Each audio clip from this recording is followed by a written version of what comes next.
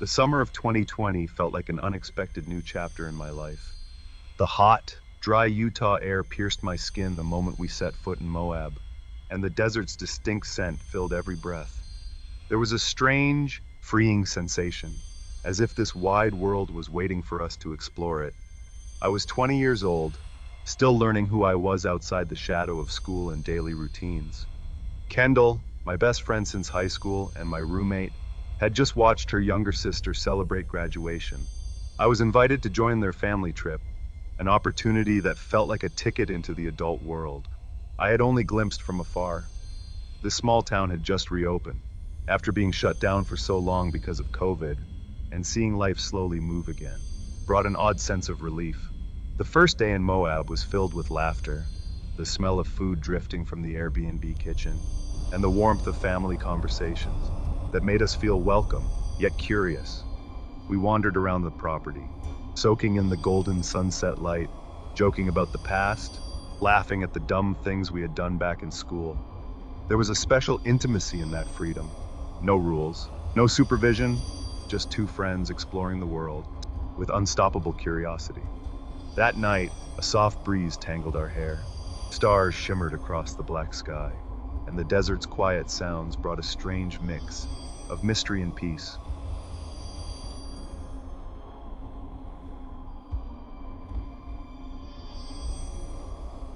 The next morning, we started the day with something unforgettable, skydiving over the breathtaking landscapes of Moab.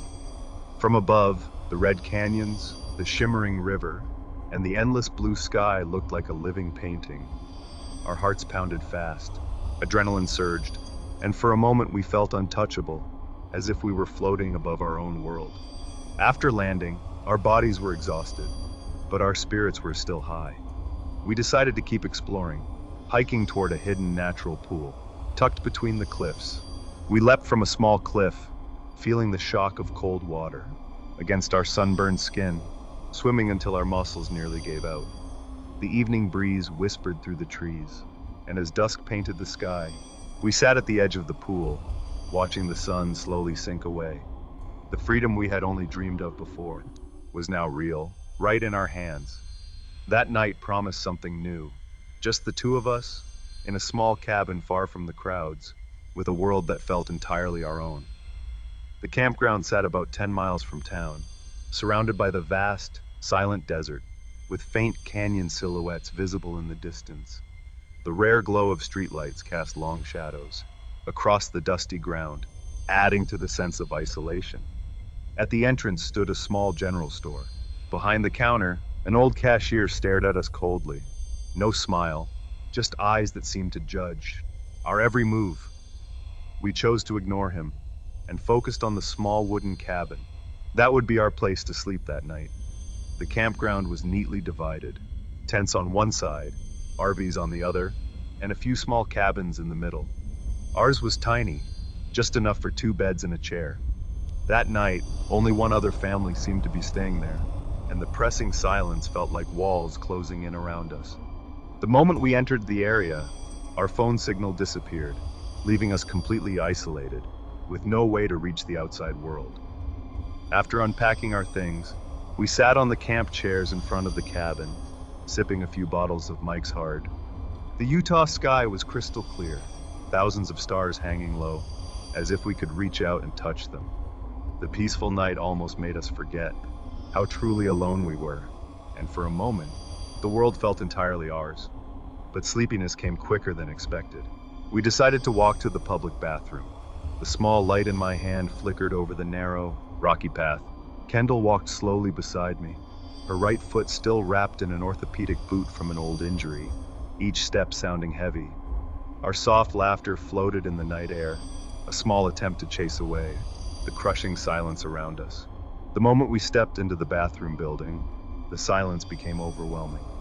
There were 4 doors, each leading to its own stall, all of them appearing empty. When I opened one and stepped inside, my body froze. Kendall stopped behind me, her eyes fixed with the same tension I felt. The shower curtain was half drawn, and from the gap at the bottom, I could see a small wooden bench. The legs of the bench were clear, and above it, faintly, the shape of someone standing behind the thin curtain. My breath caught in my throat, my heart pounding hard. There shouldn't have been anyone there, yet my eyes couldn't deny what they saw. Kendall finally whispered, her voice trembling, "What is that?" I turned, and right beside the sink, I saw an iPhone standing upright, its front camera glowing, pointed directly at us. My body jolted, as if yanked out of a nightmare. I screamed, "No!" and immediately pulled Kendall out. We ran as fast as we could back to the cabin, slammed the door shut, and sat in the dark. The air inside felt heavy, as if the night itself was swallowing us whole, drowning us in a fear we couldn't explain. Our hearts refused to calm, haunted by the image of that unseen figure that lingered in our minds. Inside the cabin, the atmosphere pressed down on us, making every breath feel heavy. With no phone signal, we were completely cut off from the outside world, as if stranded on an isolated island, wrapped in the Utah desert night. I had drunk too much to drive the rocky road back to town, and fear clung to the air like a thick fog. That couldn't be shaken off.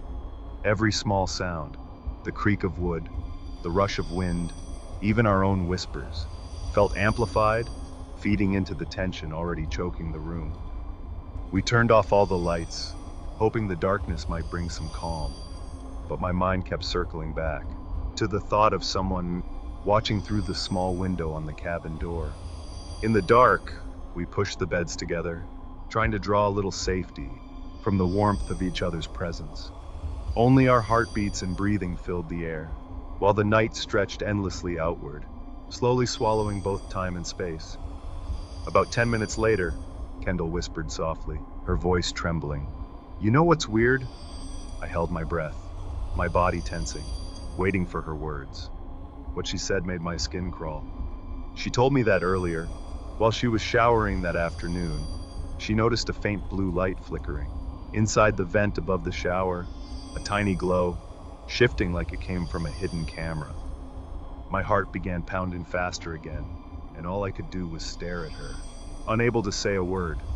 Silence pressed down on us once more, followed by fear and a thickening sense of uncertainty. That night passed without real sleep. Every shadow felt alive, every sound like an unwelcome whisper.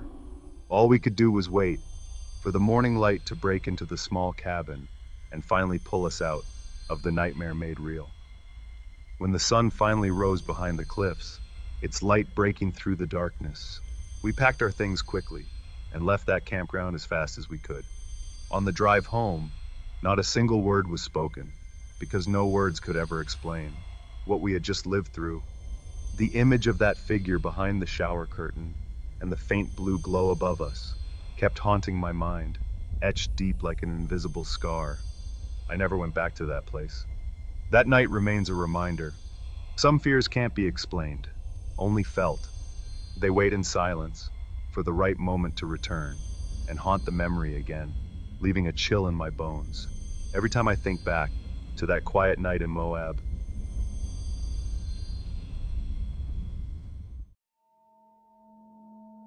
May 2024 became an unexpected turning point in my life.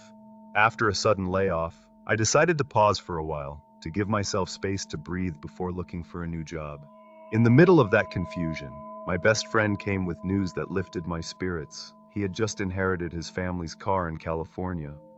He planned to fly there, spend 2 weeks with his relatives, then drive the car across the country back to New Orleans. He offered to let me join, even generously covering the plane ticket, lodging, and gas. I only had to pay for my meals. At first, the offer felt too much, but he assured me his finances were stable, and that my presence would make the trip safer and more fun. I had never set foot in California before, so the opportunity felt like a gift arriving in the middle of uncertainty. When I finally landed, I was instantly charmed by the West Coast air, cool and dry, so different from the dampness of the East Coast I'd known since childhood. The sky was clear, and even the evening breeze felt lighter, as if it swept the weight off my mind. We spent the first few days with his family, enjoying a calm atmosphere in a home surrounded by lush trees. Each night, we talked about the route we'd take, marking maps with spots worth visiting. There was a quiet joy in planning a journey like that, a small adventure that gave new hope. When departure day finally arrived, the car that would carry us looked sturdy, ready for miles ahead. We packed carefully, making sure every bag, camera, and road supply was tucked neatly in the trunk. The highway stretched out before us, calling us to explore places we'd never seen. From California, we drove through Nevada, watching endless desert roll beneath a blazing sky. In Utah, red cliffs stood proudly under pale blue air, leaving us in awe. Every mile we passed brought a strange sense of relief, as though worries were falling away. Mile after mile, just past the Wyoming state line, we spotted a small gas station off the highway. Beside it, a quiet little diner. Across the road stood a tiny visitor center with a big sign that read, "Welcome to Wyoming." The late afternoon sky stretched wide, its warmth dry and steady, with only a light breeze stirring the state flag on the lawn. We decided to stop for cold drinks, letting my friend take photos of the canyon below. A rail line looked like a thin thread far beneath us. I stayed in the passenger seat, trying to settle the dizziness that had been clinging since earlier. The engine was off, and only the occasional hum of passing cars reached us from far away. My friend seemed to be enjoying the moment, leaning a little as he adjusted his camera lens. He walked slowly toward the wooden fence, intent on finding the best angle. That was when a stranger emerged from the visitor center parking lot. The man stepped toward him with calm, noiseless movements. Something in his posture made my body tighten on instinct. I lifted my head, watching through the windshield. My friend glanced at him, then shot a quick look toward the car, a brief signal for me to stay alert. I reached for the keys still in the ignition, gripping them tight as if they could lend me courage. Carefully, I stepped out and stood by the door, staring at the man from a distance. He looked a little startled to see me there. For a split second, his face shifted before smoothing over again. In an even voice, he asked for help taking his photo in front of the welcome sign.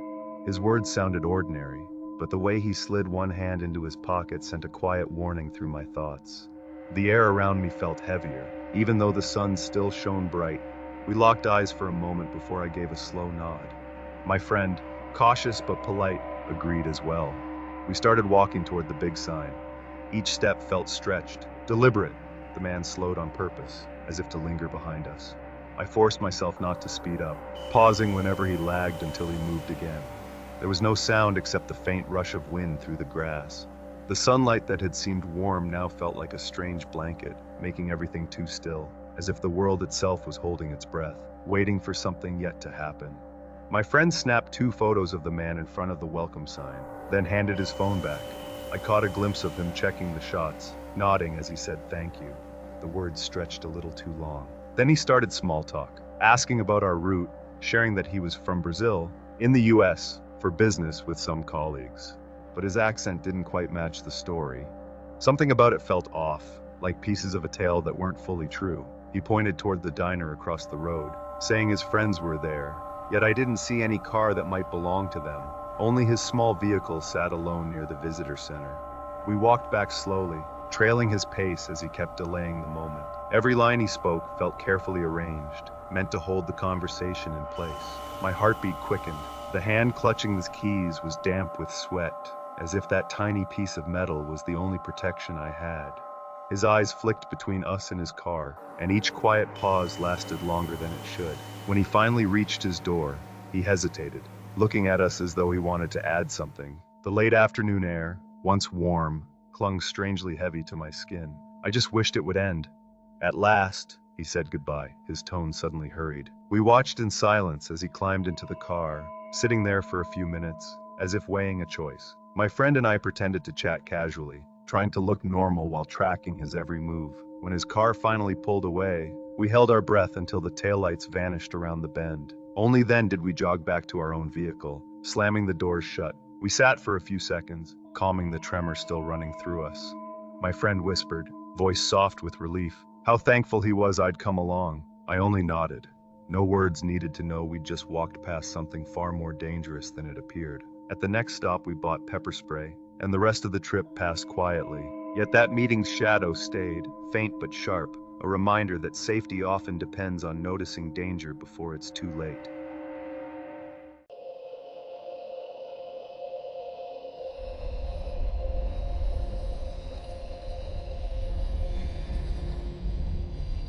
My first big ski trip felt like a dream finally coming true. A small achievement from the list of wishes I had only imagined in my head. I set out with three of my closest friends, Angel, Amy, and Jessica, all of them already familiar with skiing and snowboarding. We took a long flight to Colorado, breaking through gray clouds, watching the sky change colors over time, and finally landed in Aspen, cold, covered in white snow. From the airport, a rental car carried us to Snowmass, a small town, quiet but alive, just a few miles from the famous Aspen Mountain ski resort. The Airbnb we rented felt made for winter holidays.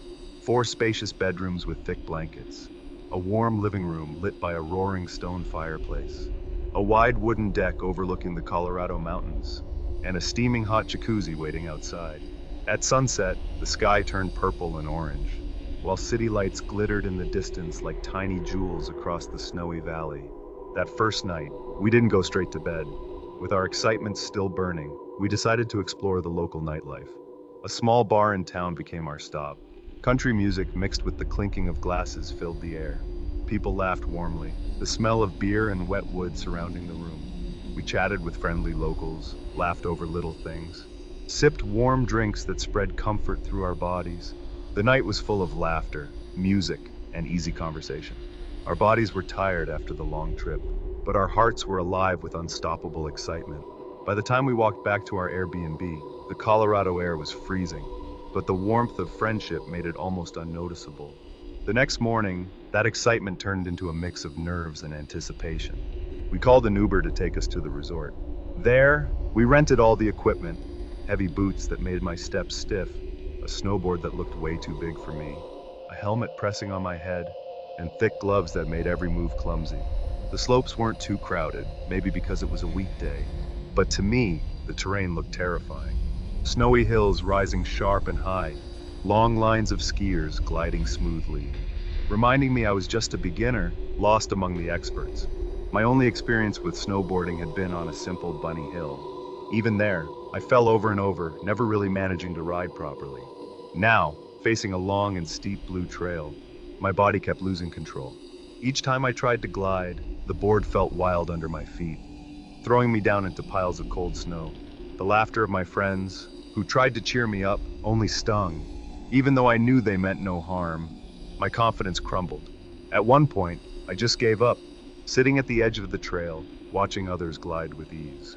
Even little kids were smoother than me, racing down fearlessly, waving to their parents waiting below, while I, red-faced and sore, only felt left behind.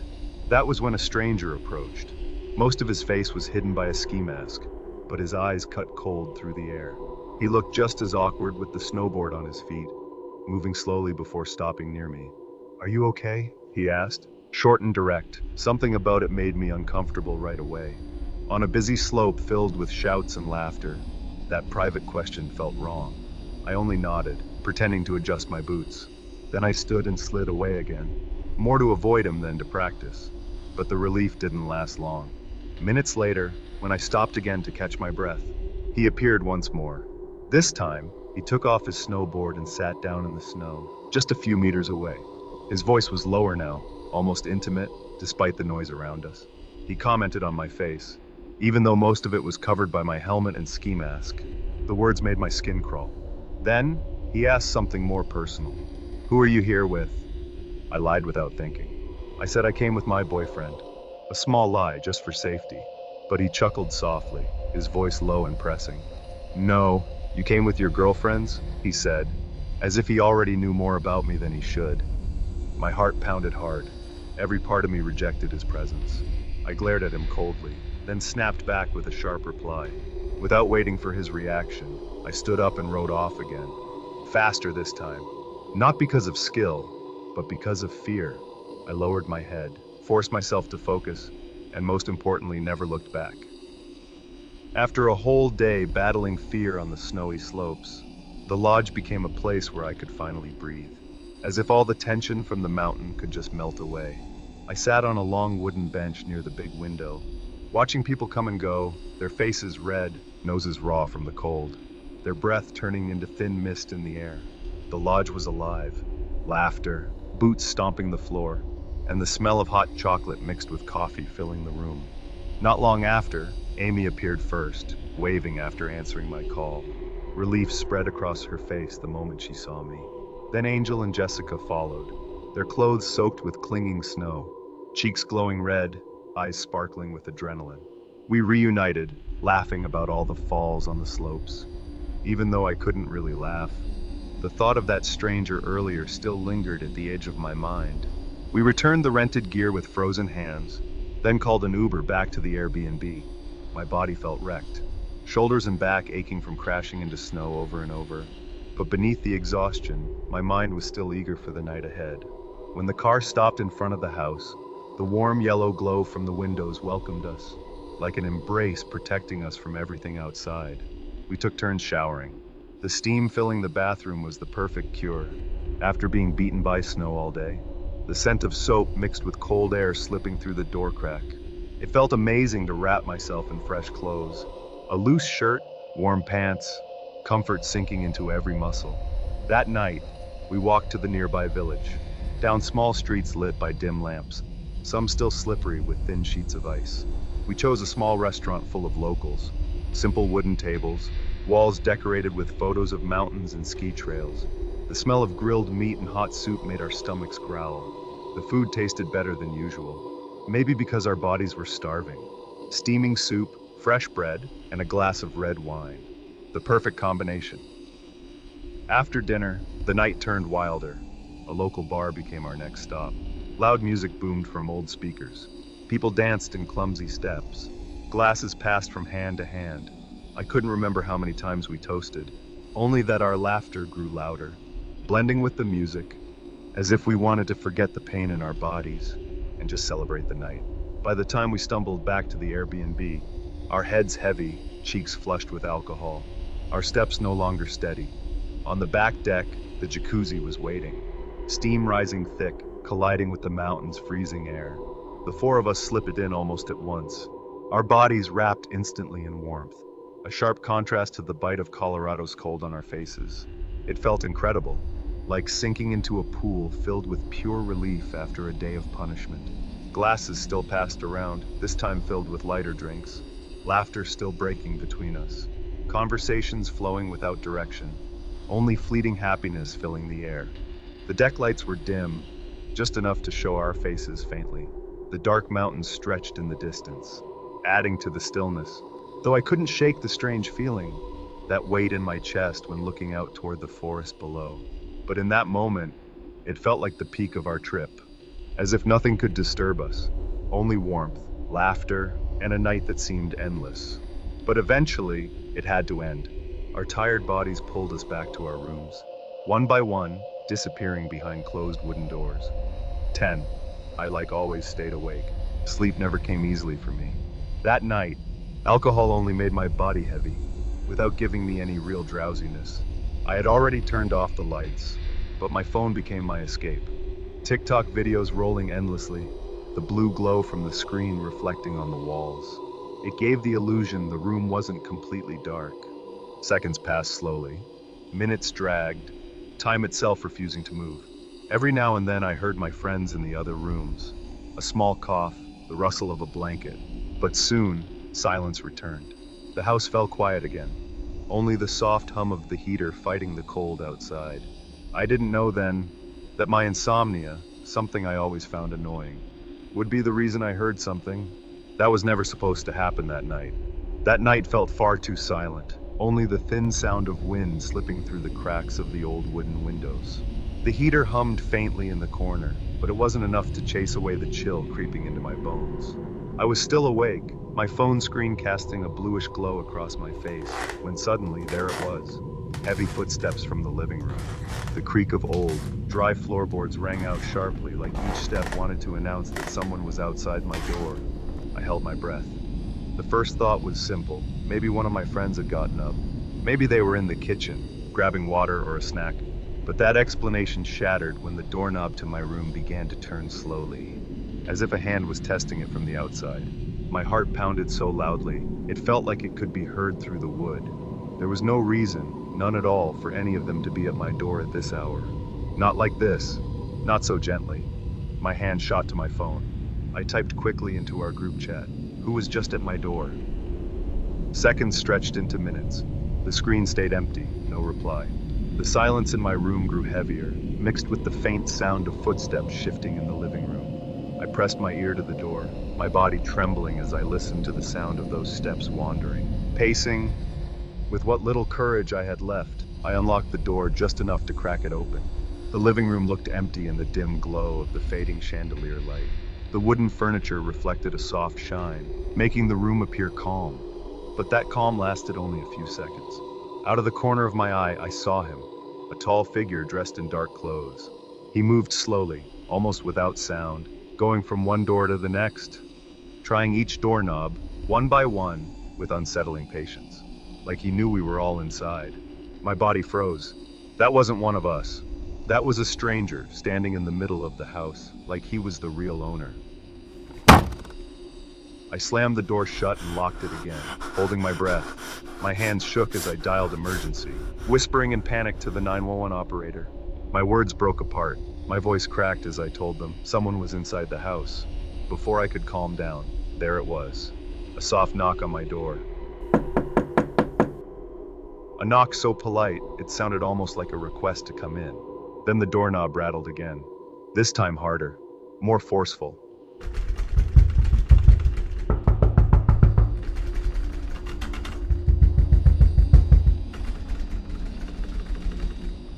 My body froze in place.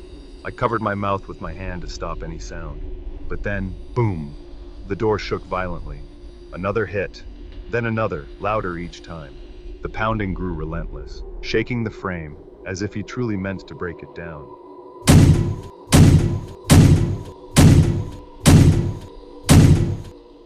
I could feel the wood giving way. Tears streamed down my face, my breathing ragged. I couldn't take it anymore. With a broken, raspy scream, I shouted that I had already called the police. And suddenly, the pounding stopped. From the other side came a voice. Low, calm, but cold enough to freeze my blood. "Okay, darling," he said softly, clearly. Then footsteps. Slow, heavy, drifting away across the wooden floor. Fading, until there was nothing. I stayed pressed against the door, phone still at my ear, listening to the operator tell me to remain inside until police arrived. Minutes crawled by. Finally, sirens wailed in the distance, piercing the silence of the night. Red and blue lights flickered through the curtains. The front door had been left unlocked, making it easy for police to enter. They swept the house with guns and flashlights, checking every corner, but he was gone. No sign of when or how he'd left. One by one, we stepped out of our rooms, pale-faced, eyes wide with fear. The police did their best to reassure us, giving strict instructions to lock every door and window tight. After they left, the house felt colder, quieter, like his presence still lingered in the air. The rest of that night, no one slept. We sat together in the living room, whispering, trying to reason through what had just happened. But one question wouldn't leave my mind. Could it be the same man from the mountain? The voice was the same. The way he spoke was the same. And the memory of his stare came flooding back, haunting me all over again. The days after that, the trip was ruined. We tried to continue, wandering around the small town, but the sense of safety was gone. After long negotiations, Airbnb agreed to refund part of the money. We spent the final night at a modest motel, far from that house. But even then, sleep was impossible. Every little sound felt like another threat. The next morning, we left heavy-hearted. Our bodies weren't tired from adventure, but from the unending tension. What was supposed to be a trip filled with laughter had become something darker. A grim reminder that safety can vanish in an instant. Even in the middle of what looks like a perfect vacation,